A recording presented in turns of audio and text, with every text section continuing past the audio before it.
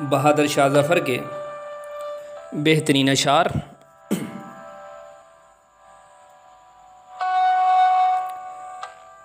तुमने किया न याद कभी भूल कर हमें, हमने तुम्हारी याद में सब कुछ भुला दिया।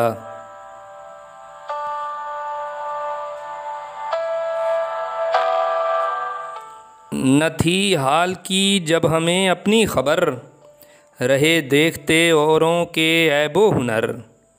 पड़ी अपनी बुराइयों पर जो नज़र, तो निगाह में कोई बुरा न रहा।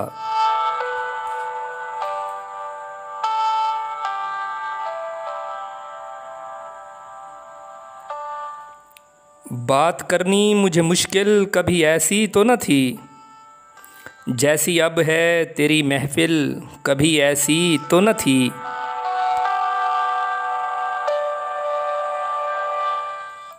ज़फ़र आदमी न उसको जानिएगा, वो कैसा ही साहिबे फ़हम ज़का।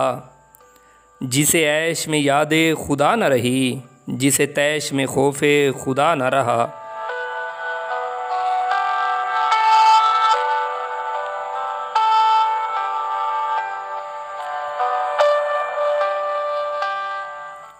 बुलबुल को बाग़बां से न सयाद से गिला, किस्मत में कैद लिखी थी फ़सले बहार में। बराहे करम सब्सक्राइब कीजिए।